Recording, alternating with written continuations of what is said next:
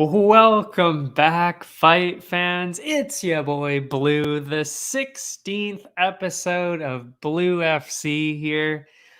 We're going to start off, obviously, talking about last Saturday. That was UFC Vegas 42, Holloway and Rodriguez. And then we'll be going into this week's, which is UFC Vegas 43, Vieira and Tate. And for the we'll just jump right into what happened this past Saturday. For the third week in a row, we had another crazy card. I wouldn't say it was necessarily set up to be that way. I mean, we all knew that the main event was going to be great, but little did we know that all of the fights were going to be insane. We had not just one, not two, not three, not four. We had nine finishes in 11 fights. And then, of course, it was all leading up to the main event. Crazy fight. Max Holloway, Yair Rodriguez. And we're going to talk about all of that, of course. We'll start off with the prelims. Started off with a crazy finish right away. A first round KO. Kind of the opposite way that I thought it was going to go. I thought it was going to be Zichukwu getting the KO, but it was the opposite way around. Da-Un Jung got the quick first round finish. Started off a bit slow, but we got there. And just some crazy elbows. Crazy elbow game strong. It was absolutely insane. And you know what? He was guarding the whole time, landed those elbows into the guard, and he still finished him. Crazy. The next one was Raphael, Alves, Mark Jacasi. I don't actually even know why I'm talking about all these, but I will anyway. I guess it's because I have the article in front of me. I won't talk about all of them. But actually, maybe I will. They were all so good. This one... I kind of figured it was going to go this way. I was kind of rooting towards Alves. I don't know why. I think maybe because Jacasi just hasn't looked that impressive the last couple times out. I don't know. But I thought Jacasi was going to get KO'd here. Got rocked with a flying knee, but instead he just got submitted early, the first round submission. And of course, I guess that's really why I'm talking about it, because I gave him a blue bonus. Yes, it was the only submission of the night, but it was also just pretty good. I mean, and he'll be a dangerous contender for sure in the near future. I guarantee it. Kind of. The next up after that was Courtney Casey, Liana Jojua.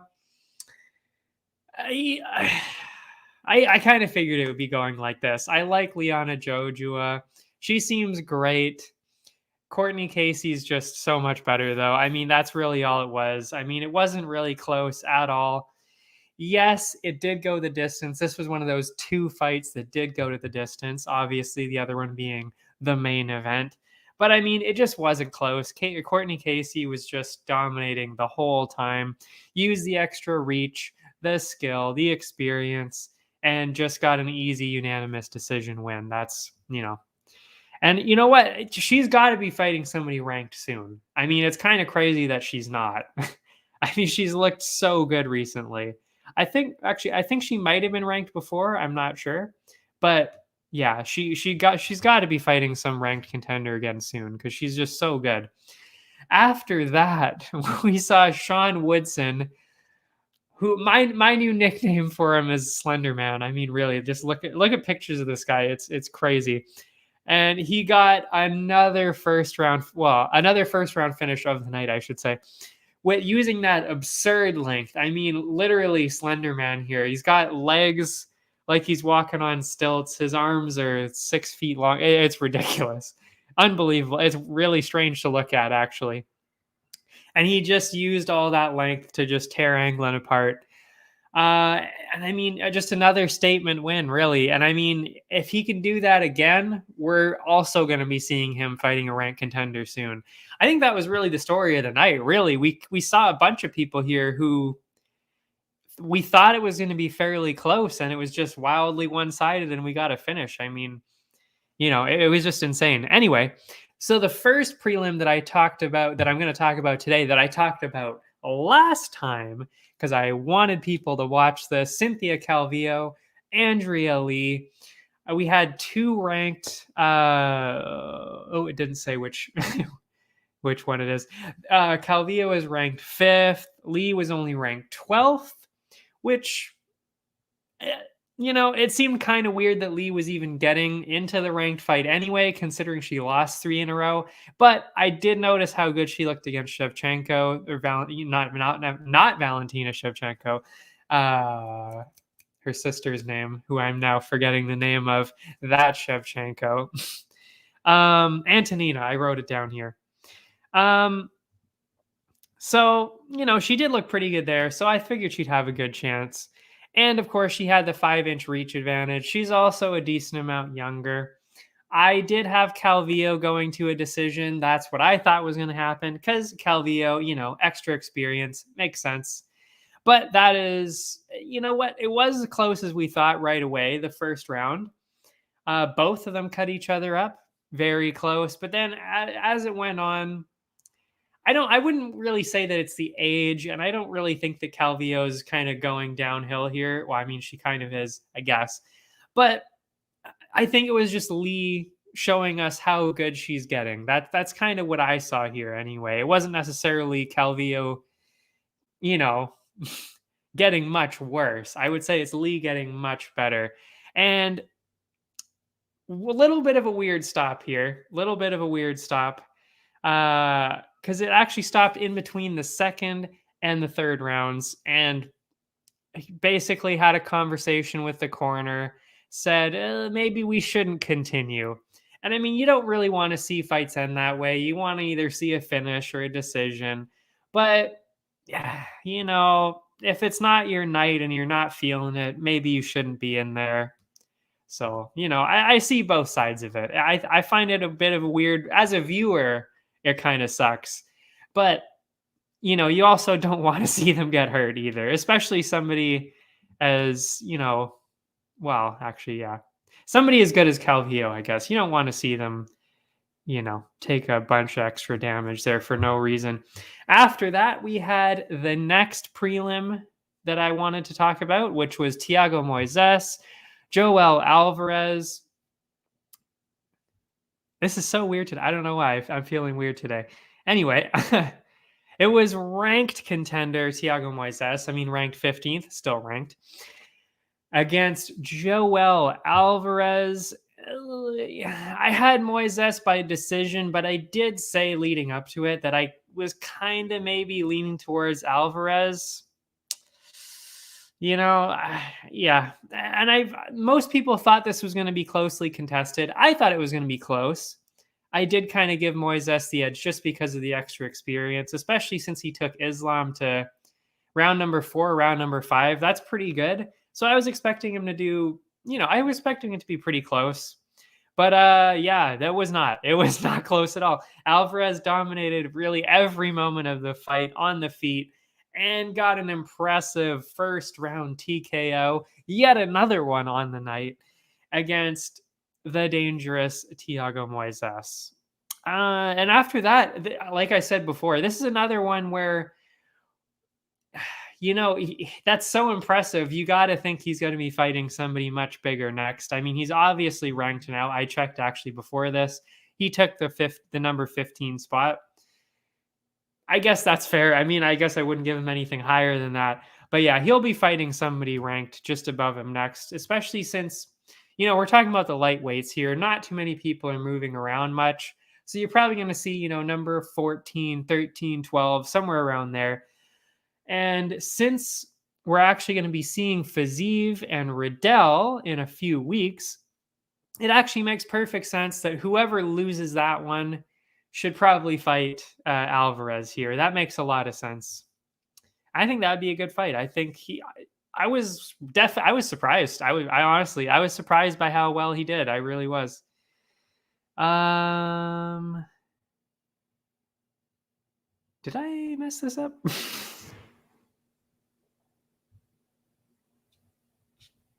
Interesting. I thought I messed this up for a second. Oh, I've been typing about it so much I forgot. Anyway, okay. I thought I had completely messed up my notes here, but no, I didn't. Then we had the main card. Started off with another bantamweight bout. That was Song Yadong and Julio Arce. Did I get messed this up? No, that's right. That's right, right? Yeah. Wow, I'm mixing up my weeks. I'm lost. I'm so lost today. I'm just going to talk about it like it happened this Saturday because I'm pretty sure I'm right. But honestly, there's been so much in the fight world. I'm losing it today. Yeah, we just saw a Song just a few months ago in a tight split decision win over Casey Kenny. And I mean, that's just really the latest in a huge string of great performances by him. On the other side, Arce, 2-2, not great his last 4 fights. But since they had so many decisions, it made sense that I would pick a decision here. I think that's the kind of the way that most people thought this was going to be going. I thought Song by decision. And you know what? Started off close. But in the second round, we saw yet another finish for the night. As I said, 9 fights got finished out of the 11. And in the second round, Yadong got his. Just really impressive for him, honestly. And I mean, with an impressive win like that, I mean, he's kind of shown he belongs in the rankings now, and he deserves to fight another ranked contender.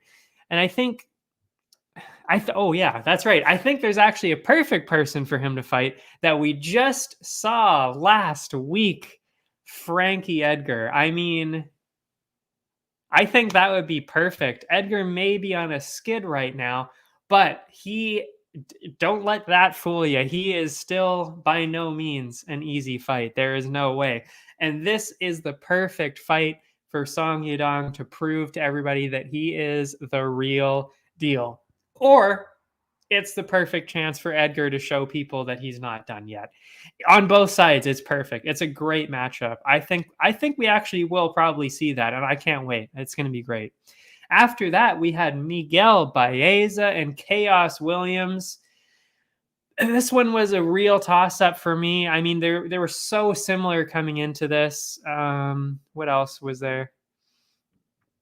Oh yeah, and he's only had 1 loss. That was to Ponzinibbio in his last one out. Chaos also only had 1 loss in the UFC, and that was to Michel Pereira. So I thought this was going to be pretty close. I thought it was going to go either way, but just based on what I had seen in both of their fights, because I've seen them fight a couple times, both of them, I was going Baeza by decision. But we all knew this was going to be close. I mean, if you were paying attention to the odds, if you knew both of them, you knew this was going to be a great fight to watch. And it was. It did not disappoint. In fact, this was actually my fight of the night, leading up, of course, to the main event, which, of course, the main event was my blue bonus brawl of the night. But this one was a close second. It was very good. It had us on the edge of our seats the whole time. In the first round, both of them were stumbled by some heavy, heavy blows. The round actually ended by Baeza almost, he did everything he could. He almost got a disgusting looking heel hook. He even tried for a leg lock. I mean, it was crazy. I was cringing. I really was. It looked bad. I would not want to be in there. But apparently, well, Williams did say after, he said it wasn't as bad as it looked. But I mean, I don't know. It looked pretty bad. But in the second round, it was mainly because of those calf kicks, because Baeza was getting ripped apart by those calf kicks. I think Baeza might have gotten a little bit too comfortable here, because maybe he wasn't respecting that power. I don't know. But he looked like he got a little bit too comfortable, and then Chaos just absolutely smoked him, landing a clean 3rd round KO. And you know what? Chaos looked great, but I think he'll need another win against a top prospect before he actually fights a ranked contender. Because yes, Baeza is very good, but Baeza lost to Ponzinibbio. Ponzinibbio's near the bottom there. And I mean, he's got to do a little something more than that to get a ranked contender, but he's pretty close because that was still very, very impressive. After that, we had the Canadian Felicia Spencer versus Leah Letson. A lot of people had this very close. I said it was kind of close, especially considering we didn't really know what we were expecting here, considering Letson hadn't fought in so long since she was on the Contender Series or not the Contender Series, the Ultimate Fighter in 2018. So you never know how somebody's going to react like that. Also, it's Spencer does have power, but she's never really done too much with it in the UFC. But I did say, though, that because Letson probably wasn't going to be used to getting hit as hard as Spencer hits, I was saying you're probably going to get a Spencer finish. And boy, do I hope you put some money on that. I did. I got some decent change out of this one. I said Spencer by finish. We saw a Spencer finish, and it was just complete, absolute dominance the whole time. She spent the entire time really along the fence, which normally that means you're in a very boring fight, but it was anything but that. I mean, she was just pummeling her in the face with elbows, punches, knees, everything. I mean, she was a mess. She was a mess after that. And then not only that, she even threw some takedowns in. And I mean, Letson honestly just showed how tough she was to even get to the third round. But the ref stopped it with a minute left after a lot of ground and pound. You had to stop it. I mean, it was getting ridiculous. So I hope you put the money on the finish there, because I sure did. I even put it on the KO. We cleaned up. Like the rest of the fights in the women's featherweights, Spencer's kind of stuck here now, because there's really not too many fighters in this division, and honestly, the only matchup that I see, it's got to be Aspen Ladd. I mean, Dumont is on her way up now. She's probably going to get the title shot next in that division. Or I hope this doesn't happen, but unless maybe Nunes is retiring soon and doesn't want to fight at featherweight anymore, that's a possibility. That would really suck, because I mean, we all want to see Amanda Nunes fight, honestly, for the next 5-10 years. I mean, she could still be winning at least 5 years from now. But, we might see Dumont in a title fight with somebody else at the top. And why not? Why not have the winner of Aspen Ladd and Spencer be either the backup for the title fight against Dumont and Nunes, or if Nunes stops defending that belt, that would also make sense. You'd have the winner of Aspen Ladd and Spencer against Dumont. The winner gets the belt. I think that's pretty solid. But it's really too bad. I wanted to say this about the featherweights, though. It's really too bad that what's happening, really, because there's really not that many featherweights here. It's also the only division that the UFC has that doesn't have any rankings to it. They have a champion, but they don't have numbers. If you go to their website, you'll know what I mean. It literally just has Amanda Nunes's face, champion, and then there's nothing below it. There's just nothing. And yeah, that's too bad. So what I think they need to do is they either need to, I mean, I hate to say it, they're either going to have to shut it down, which I really don't want to see that happen. You want to see it go in the other direction. You want to see not just more women, but just in general, you want to see all the divisions growing. But especially you want to see the women fighting. You want to see that division, those divisions be as good as the men's ones. And I mean, I think we're seeing that with strawweight and flyweight. I mean, those divisions are wild. There's so many good fights, good matchups going on. But bantamweight is okay. And then featherweight, it's just, what are we doing here? So you gotta start. I mean, if you're Dana White, you gotta start looking around. You gotta start shopping around for some people.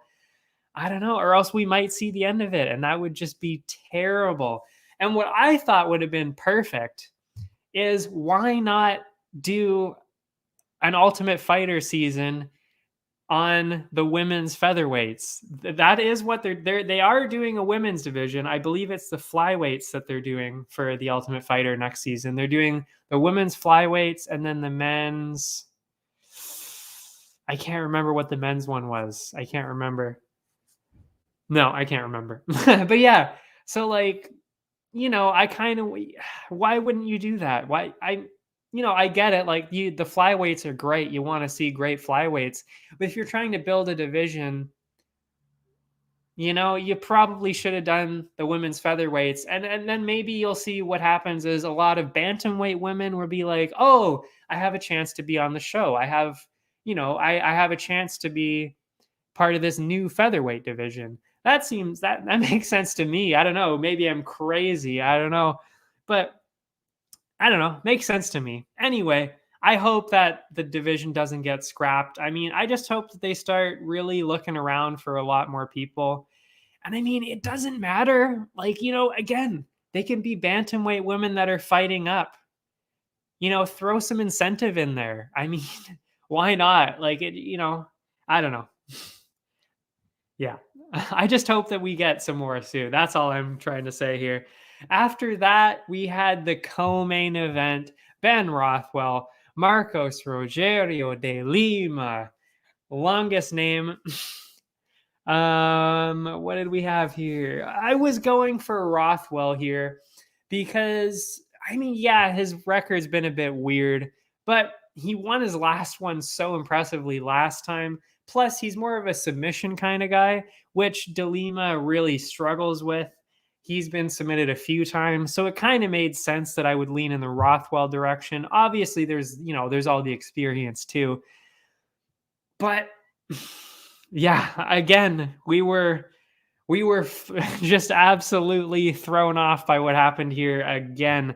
By the way, like again, I'm on Tapology, so I give all my predictions there too for every single fight, not just the ones that I talk about here. And this was the first week. I've done, I don't know what did I say, 16? This was the first one that I lost. I had a losing record. And I was not the only one. The best person that I saw, who was in my group at least, of people that I predict against, get some points against, had only, what was it? Yeah, it was like 6 or 7 out of the 11. I had 5. I mean, this was just a crazy, crazy week. I mean, so many upsets. Well, I wouldn't really call them upsets, but so many favorites lost. It was insane. And this was one of them. I think most of us thought Rothwell was going to get this one. But he didn't even get a chance. De Lima came in, just completely rocked him with a hook and just shot after shot after that. It was insane. I mean, he buckled all over the place. He might have been out a couple times. It was nuts. But I mean, actually, funny enough, some may even say it was an early stoppage because what happened was, this is another weird Herb Dean moment. Because I mean, Herb Dean is so good, but I don't know what's happening to him the past year, but he's been doing a lot of weird shit recently. And this was one of them. I mean, Ben Rothwell fell to the ground. I would have stopped it too. But what he did was he didn't really quite stop it. He touched De Lima to say, hey, oh, we're stopping it. And then he backed off a bit for a few seconds. Rothwell then grabbed on to try and get a takedown. So then it kind of made it look like an early stoppage. And then Dean was like, I stopped the fight. You got to stop. Then it's like, what the fuck is happening? But either way, I mean, what, I mean, they asked Dana White about this too. And he said, yeah, it was a bit weird, but I mean, what do you expect was going to happen after that? De Lima was just going to tee off on him again. Like, it's like, that fight was over anyway. Yeah, I don't. Oh, yeah. And that was another thing. He'll probably be getting a ranked contender soon, De Lima, if not the next time out. I mean, when you do something like that to Rothwell, you're making some waves in the heavyweight division, especially since the heavyweight division is kind of wide open, especially on the bottom half of those rankings. Yeah, he's going to get a contender pretty soon. Finally, we had the main event, Max Holloway, Yair Rodriguez. Wow, we're taking up quite a bit of time. I'm stumbling so much. Anyway, of course, like everybody else, I had Holloway. I mean, you'd be an idiot not to take Holloway. You'd be throwing your money away if you didn't. Honestly, I thought he was going to get a finish here. I can't answer that. I'm getting called here.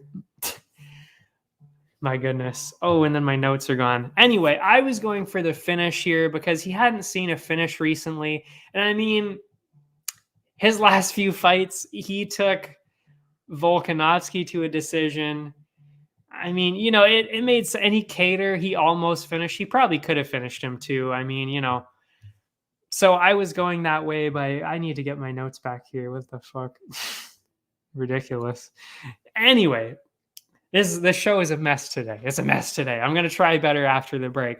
But anyway, after that, I mean, after that, what am I saying? Compose myself. It was not the close. It definitely was not as one-sided as we thought. Because even if you didn't think there was going to be a finish, you definitely thought it was going to be some kind of a beatdown by Holloway. But it was not. In fact, I mean, if you're being honest, Rodriguez definitely won the first 2 rounds of that. For sure, the first round. I thought he probably won the second too. Let me see. Yeah, first and second. Yeah. And then out of nowhere, we saw Max Holloway, the wrestler. I didn't even know he could do that. I haven't been watching long enough to know that he was even that capable in the wrestling community, but he did a fairly good job. And I mean, he won himself the 3rd and 4th rounds that way. I mean, yeah, it just wasn't at all what we expected, but still, it was a pretty clear win for Holloway. Even though Rodriguez did definitely win 2 of those rounds, Holloway never looked in danger. He just looked like he was getting outpaced, which is, again, a bit insane, really, to think about, considering we're talking about Holloway. But, whatever. He still got a fairly easy win anyway. But it does say how good Rodriguez really is. That's kind of what we learned from this. And what's next for what's next for both of them, really? I mean, there's really only one thing for Max, seems to be anyway. That's Volkanovski. And I mean, since Volk wants to be more active, he may want to fight another rising contender soon, Max, I should say. But I mean,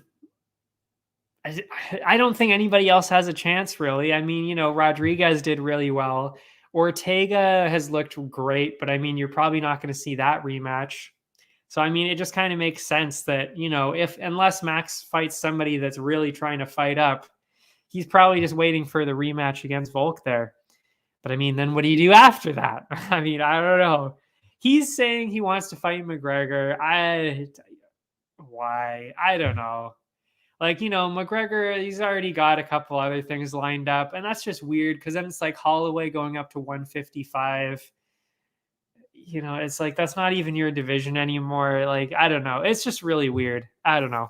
So, yeah, I would say he's got to be fighting Volk next. As for Yair, I mean, like I said, this really just proves how good he is. And it was just insane to watch, really. Which is why I ended up giving him the most valuable fighter. I will talk about that after. But I mean, he showed everybody that he's definitely deserving to be in that top 3. And I've seen a lot of people say this. Who should he fight next? Ortega. I mean, of course. I mean, really, because you've got Volk up here. You got Max, like, just below. Then you got Ortega, like, kind of down there. And then you probably got Yair. They're both kind of at the same level. And then there's like literally everybody else is like down here off the screen. So, I mean, it makes sense to see who's really who's basically the 3rd best in the division. And that would be an insane fight. I mean, I think both of them would be crazy. It'd be crazy. So, I mean, you got to make that one next. I mean, who knows what's happening with Ortega? I mean, he really did not look good after that last fight. So it might be a while, but also Yair needs some time to rest too.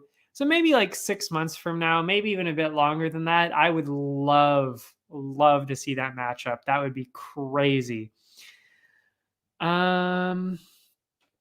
But yeah, I mean, you know what? But I will say though, I did write this down. I think we'll definitely be seeing Yair get a title shot at some point. I mean, you got to think again, who is there left? Especially people that are coming up. Who is there left really? Because Ortega got his shot, and he'll probably get another shot too. But then there's Max, who's going to get his. But I mean, that's a third title shot. So if Max loses that, he's never getting a Volk rematch again, because why would you? I mean, obviously as a fan, we would want to see that. But realistically, why would you do that a fourth time if you lose 3 times in a row? So then it's like, well, who's left? Well, then you got Yair and you got Ortega again. That's basically it. And I mean, if Volkanovski retires, because if, maybe it's a few years from now, then Rodriguez is still young and he'll get a title shot then too. So he's going to get a title shot in the future for sure. I mean, it was crazy. Oh, and I gave him the most valuable fighter, not just because of that insane performance, which is enough already, considering how many people counted him out. I mean, he was Max Holloway was minus 750 favorite. And he put on that kind of a performance. Not only that, he was out for 2 years. So 2 years back, you get matched up with Holloway and then actually win a couple rounds. I mean, yeah, the UFC needs more people like that. That's crazy. I mean, any promotion obviously needs people like that. That's absolutely insane. Anyway, I need to reset myself. We're going to have a break. And then, of course, we're going to talk about this week's event. I will see you after the break. Allow me to introduce High Stick Vodka, a new way to celebrate victory. Gather around the glass with an award-winning, ultra-premium Canadian-made vodka. You probably won't listen when I say High Stick Vodka has a smooth, hard-hitting taste, or that it's developed in the birthplace of hockey.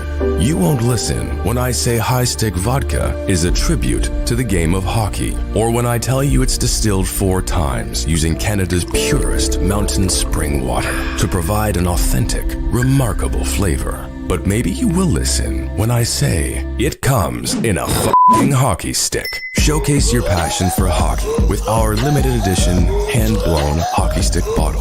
Whether you're celebrating victory or drinking to defeat, High Stick Vodka is better after every shot. Visit us at highstickvodka.com. It also comes in this regular bottle. Celebrate victory. Drink responsibly.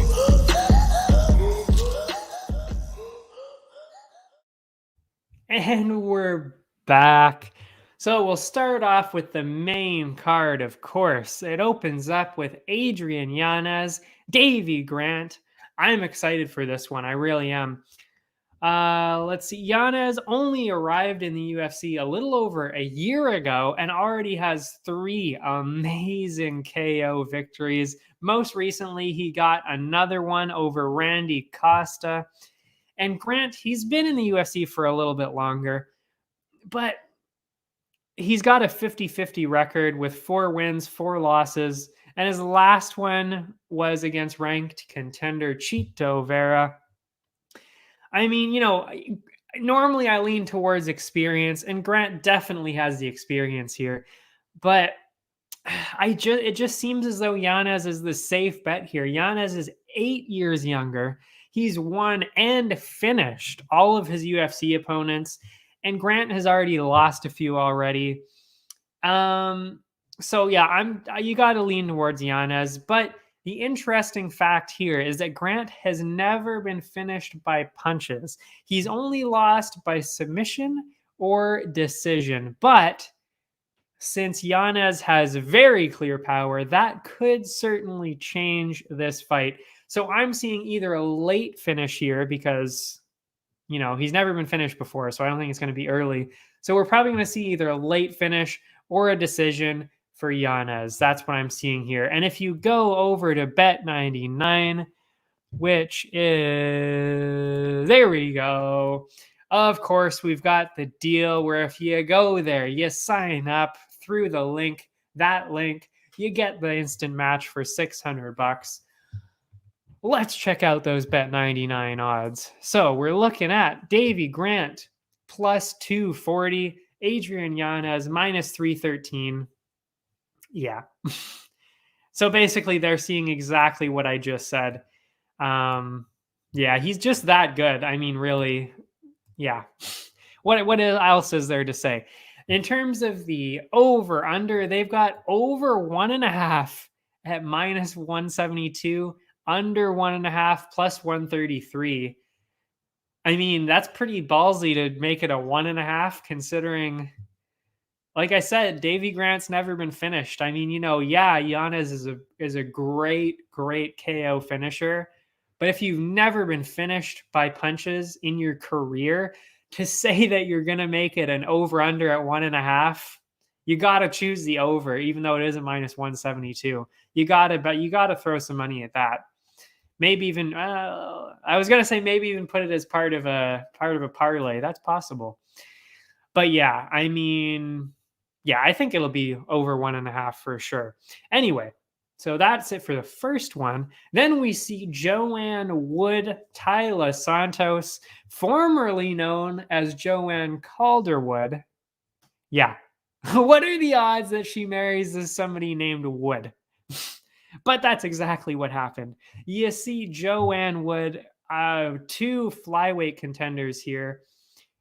What was I going to say? Oh, yeah. Wood is currently ranked 6th. Santos is ranked 9th.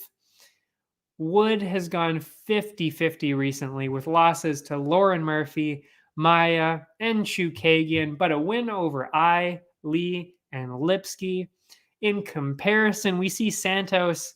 She's much newer to the UFC, hasn't fought nearly the same caliber, but she has wins over Modafferi, Robertson, and McCann, which is still pretty good. And she's at a crazy record of 18-1.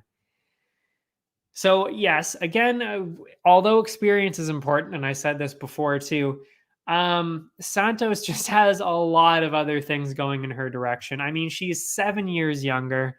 She's got a bit of an edge in the reach. And if you look at pictures of the both fighters, and I mean, I don't like to, well, I'm not body shaming anybody, but when you look at the pictures and one of them is absolutely shredded, no fat whatsoever, and the other one isn't that, it's pretty noticeable. So, I mean, Santos is very clearly in the edge in the strength department for sure. You can tell she's definitely cutting down to get into this division.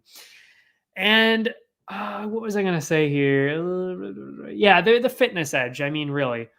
And all of those small edges, plus the fact that Wood's her back and forth record, I'm definitely giving the edge to Santos here. And being that all of Santos's wins in the UFC and a lot of Wood's losses have been by decision, it seems to make sense that this fight will go all 3 rounds. So I'm saying Santos by decision, but I did say she's got a lot of power behind her. So a finish out in there is not out of the question, that's for sure. And in terms of the odds, we've got plus 280 for Wood. Santos at minus 367. That's pretty wildly one-sided. I don't think that that's entirely unfair, but minus 367, that's kind of crazy. But yeah, probably part of a parlay would make sense. You might, if you're feeling lucky, like Wood's gonna somehow come out of here, you might want to put a couple bucks on it. I don't know. I would still probably put the parlay with Santos, though. I think she's just got so much going for her. And in terms of the over-under, wildly one-sided here. You've got over 2.5 rounds at minus 334, plus 240 for under 2.5. So she's got a lot of power. She's got a lot of power. I do think that it's leaning towards that decision, but to say that you're confident enough to give it a minus 334, I don't think so. She's got a lot of power. You might even want to sprinkle a couple dollars on that under it, plus 240. Those are great odds. Great odds for us. I will be throwing some money at that for sure. After that, they've got the 2 veterans actually, Ronnie Yaya, Kyung Ho Kang. Yaya, by far the more active fighter here. They've been, well, actually, I was going to say they've been in the UFC for a similar amount of time. not really. Yaya has been here since the inception of the UFC. Since the UFC merged with WEC, I should say.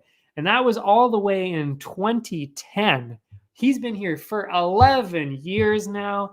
Kang got here in 2013. Still pretty close, but Kang took, I forget how many years off here. I don't remember. Oh, I didn't write it down. I think it was 3 or 4 years off. So, excuse me. Shit.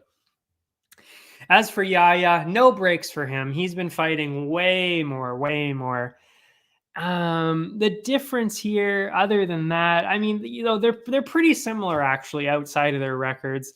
Both of them prefer submissions over KOs, and they're pretty close in age. The only difference here really is Kang's edge in reach.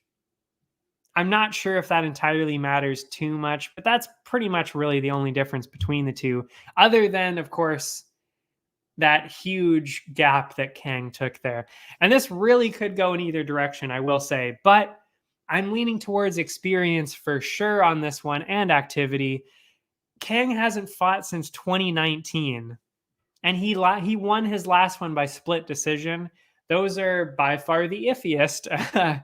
So, I mean, when it literally could have gone either way, you definitely have to think about that. And like I said, that was 2 years ago already. Meanwhile, Yaya has 4 submission wins since 2017, with a draw and a unanimous decision win thrown in there. So, I mean, he's been doing pretty well. So, considering his record, it's certainly possible that Yaya gets a submission here. But let's not forget that Kang also prefers submissions. So usually when we see 2 submission artists here, we usually see a stand-up fight, and that probably means that we're seeing a decision here. So that's my reasoning for seeing a decision here. And obviously, of course, I'm leaning for Ronnie Yaya. And that's actually very interesting if you look at the odds here now. The odds have Yaya at minus 108. And Kang is at minus 115. Ronnie Yaya is somehow the underdog here against somebody who's way less experienced and hasn't fought in 2 years. I don't know what's going on here. Maybe I definitely didn't miss anything because I always do my research. But yeah, I think the bettors are missing something here. You got to go with Ronnie Yaya, and those odds are great. Those odds are absolutely amazing. And if you go to the over/under here, over 2.5 is at minus 145, under 2.5 plus 114. You could go either way with the betting on that. You might even want to sprinkle a bet at the under 2.5, because again, it's not out of the question for sure. Especially, I mean, I don't want to say these two are old, but they're on the wrong side of their career, I would say, So you tend to see more finishes like that. So especially since, again, one of the guys hasn't fought in 2 years and hasn't really gotten a real win in a few years either, considering that split decision win. So you got to go with Yaya, obviously, and you might even want to go with a little bit of change on the under 2.5, which is at plus 114 right now. Then we've got the co-main event. Why this is the co-main, I don't even know. This really should be the main event. I'm not trying to throw shade on Vieira or Tate here, but yeah, I don't know. Anyway, you got 2 ranked welterweights. I would say they're probably fighting to be in that title contention spot. They're both trying to make their way up. And you know what? After his recent loss to Luque, Chiesa is ranked 6th, and sitting at a perfect 14-0 right now is Brady. He is ranked 14th. But like I said, he is 14-0. Chiesa just got absolutely, torn apart in the first round by Luque. I don't know. This is a bit of a weird one. I would say You know, it could go either way. It depends on really who decides to come in and win, basically. I mean, you know, you could argue that with any fight, but especially for this one. Um, it's just going to come into who's hungrier and who's more prepared. Given that Brady is obviously he's got the spotless record, his submission skills and Chiesa's questionable record, all that put together, I'm giving Brady the edge here. I mean, you kind of have to. Again, if you're undefeated, you've clearly got skills, and then you've got Chiesa, who's all over the place. I don't know. You know, you've probably got to go with Brady on this one. I think we might be seeing a decision here, but for some reason, maybe it's the fact that Chiesa got submitted last time. I think Brady might actually get a finish here. And by the way, he calls himself a wrestler, Chiesa, but one of the craziest things that I saw when I was looking this up, he's been submitted by Masvidal.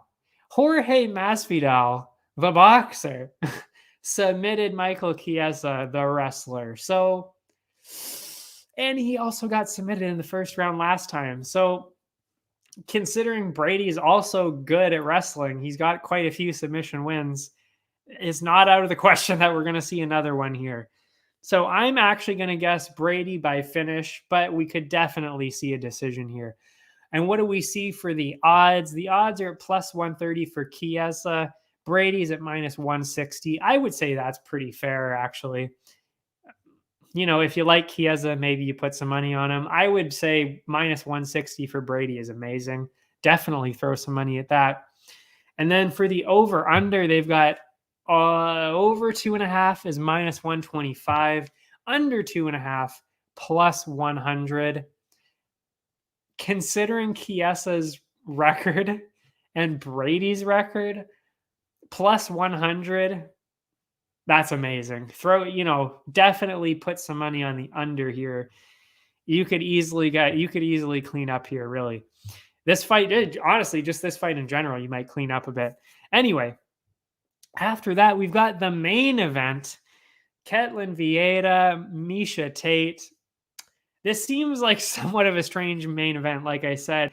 But on the other hand, though, it is very intriguing, and I do think that it's going to be very close. Vieira is coming in ranked 7th. Tate is ranked 8th. And you can't really compare the record for these two. I mean, you just can't. Because, I mean, Miesha was off since 2016. But she did, I mean, you fight Rousey, Carmouche, Holm, Nunes. That obviously all means something, especially since she did have the belt. But they were all in 2016 or earlier for Tate. So you can't really compare the two. You're basically comparing what you saw in Tate's last fight against what you've been seeing from Vieira. And I just don't know. It's hard to compare the two. But Vieira started off her career with 4 straight wins. Since then, she's lost 2 of her last 3. So also not great. That was to Aldana and Kunitskaya. There's not really much else separating these two other than the fact that Vieira is 5 years younger. Because again, Tate did take that huge period off. So honestly, this one is actually very, very close for me. It's really a coin toss. A part of me thinks that Tate, she's back in the UFC and she's gunning for the belt. She's hungry to win again. She knows that this is what she wants to do now. So there's nothing, so there's really nothing to stop her from doing that. So on the one hand, I'm thinking that, but then on the other hand, I keep kind of thinking, well, maybe after that long, maybe she's done and the newcomers like Vieira are just going to run over her. Because, I mean, her last win, it was good, but it was against, I think it was Durandamy. I didn't write that part down. And she was like, 43 or something like that? It's still a good win, but you're not beating, some up-and-coming 26-year-old who's undefeated or something like that, And she knew it was going to be her last fight, too. So, I don't know. So, I keep going back and forth on it. really dead even on the paper, but I'm leaning towards Tate just because of that experience and because Vieta is also, she's lost last of her, the last two of her, she's lost two of her last three fights. Also, this is a 5-round fight, and Tate is definitely used to having those 5-round fights. So I'm going to give her the edge because of that as well. So I think we're going to be seeing a decision here. I'm going towards Tate, but it's Better's choice on this one. You could go either way. I'm just trying to give you all the information I have, and my information is telling me that Tate has just a tiny bit of an edge. And if you look at the odds, they're dead even, like I said. Minus 118 for Vieta, Tate minus 105. So they are seeing that Vieta's the favorite here, just a wee bit, just a little bit of a favorite. I think, that's obviously the bettors thinking, well, Tate, she was out for so long. She didn't have, she had a good win last fight, but was it anything insane? No. So, I see what the bettors are thinking here, but you got it. Yeah. I'm still going Tate, though. I'm still going Tate, of course. And for the over-under, this is actually kind of interesting. Over 4.5, minus 167, under 4.5, plus 130. I would say that's kind of fair because I do see it going to a decision too, but it's 5 rounds. And if you're that unsure of who's going to win, I don't know. Like, I could easily see either one of these girls getting finished.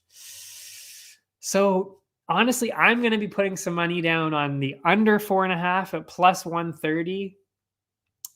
I think that's a decent idea. I mean, it's 5 rounds.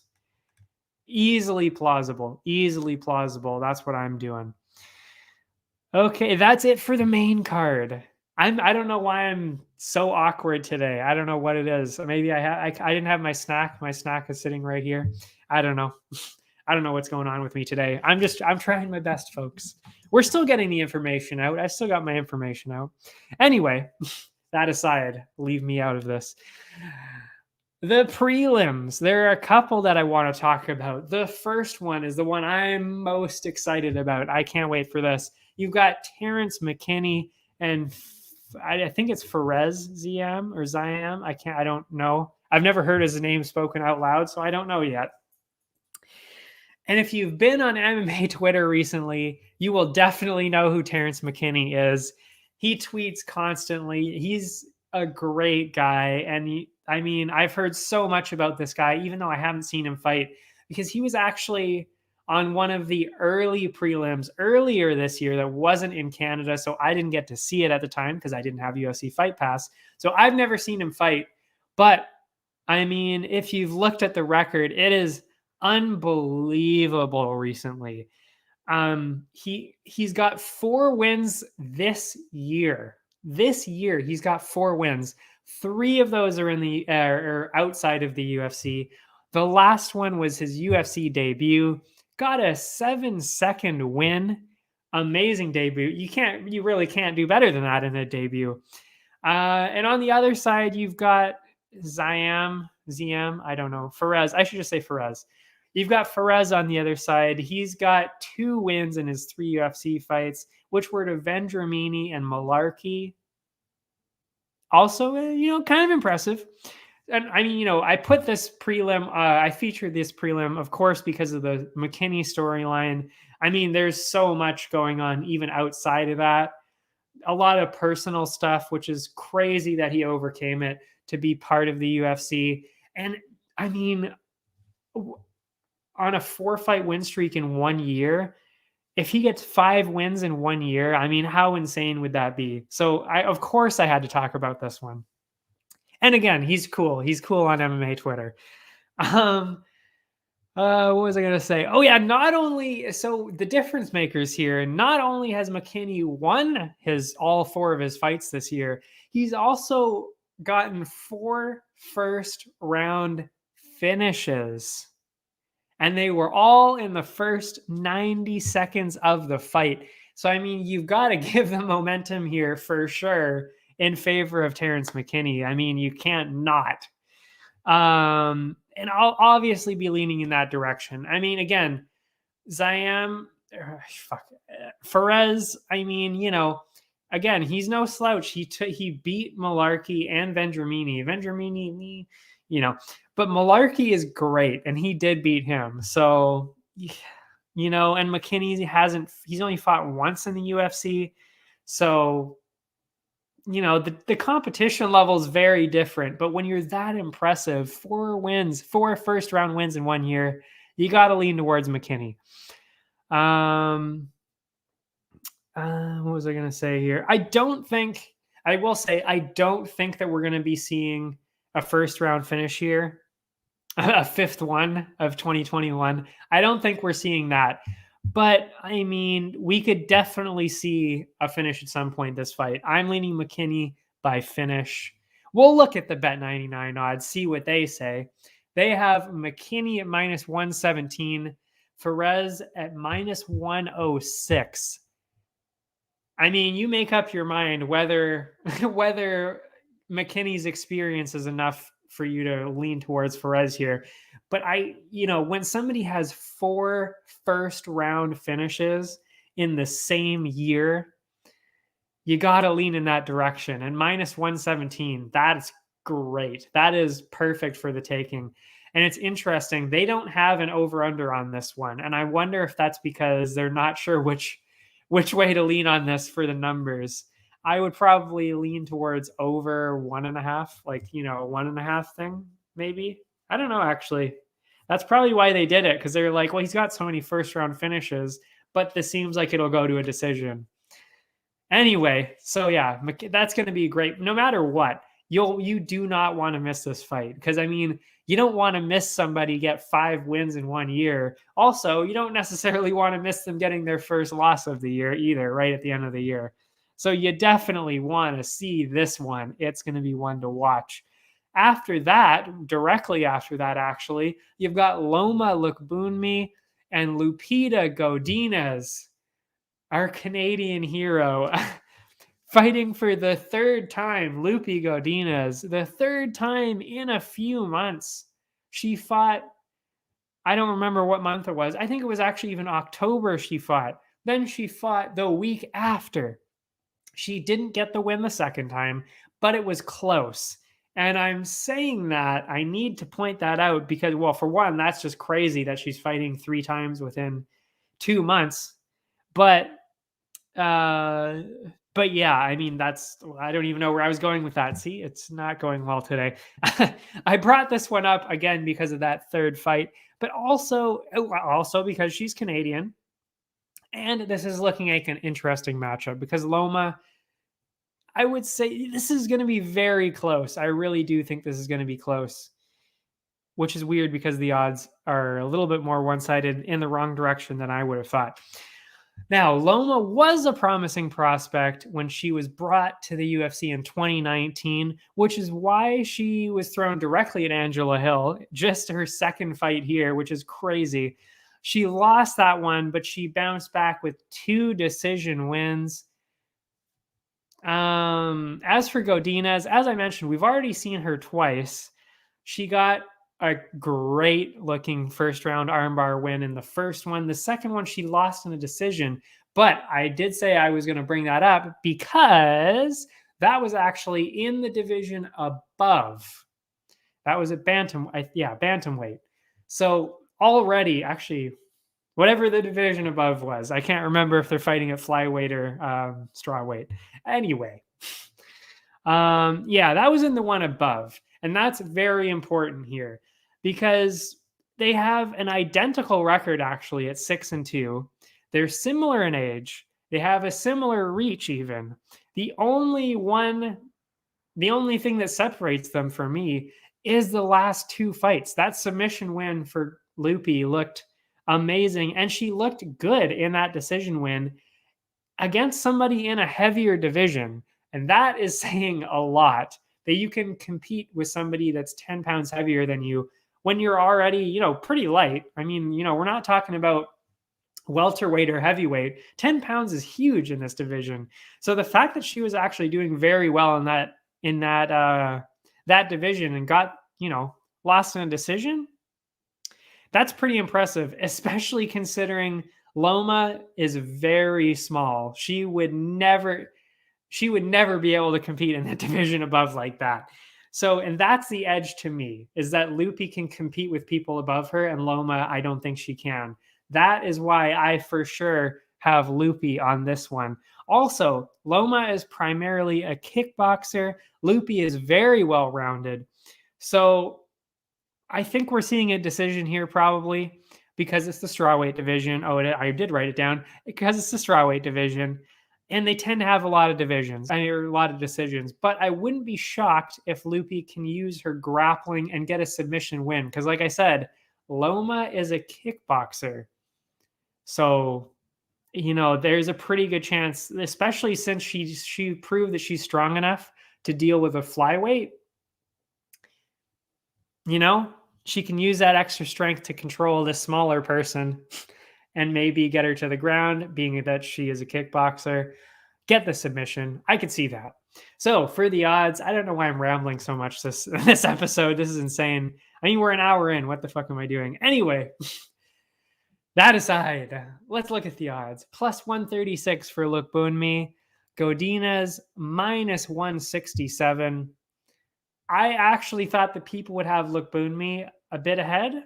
So I'm a little surprised that Godinez is the favorite here. But I would still take her at minus 167 because I really do think that she has the edge here. And what's very one-sided is the over-under on this. They've got the over 2.5, minus 334. Under 2.5 is at plus 240. I mean, I did say, you probably are going to see a decision here.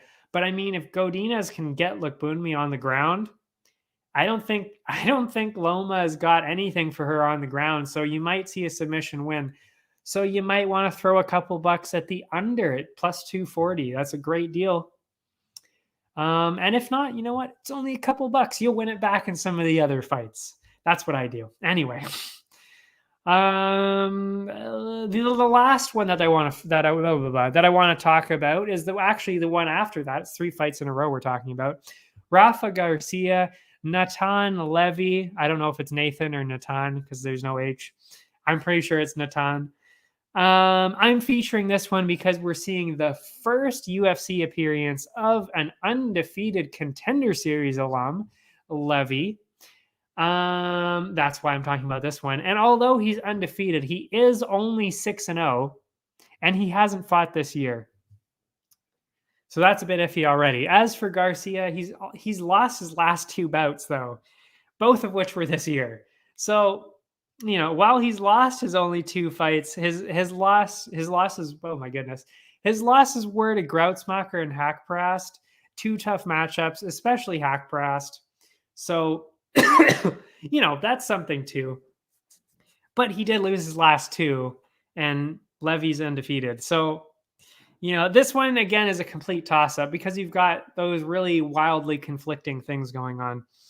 You've got Garcia with a questionable record and Levy who hasn't fought in the UFC yet.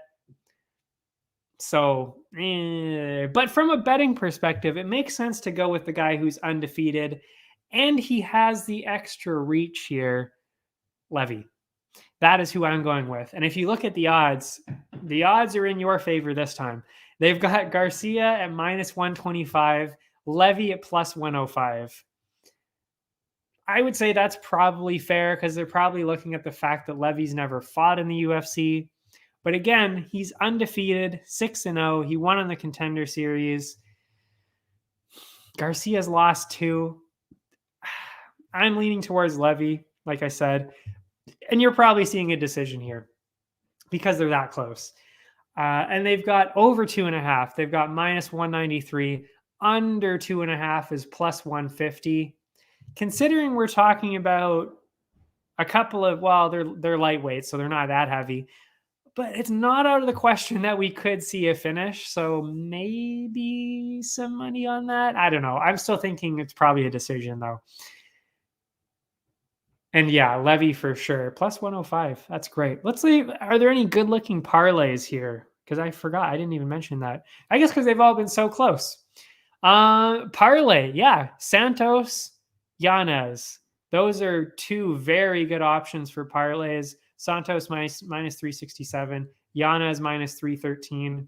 Amazing. And there's only two other one-sided ones. And that's Soriano against Norden Becky. I'm not sure if I would include that one because Norden Becky didn't look that bad on paper.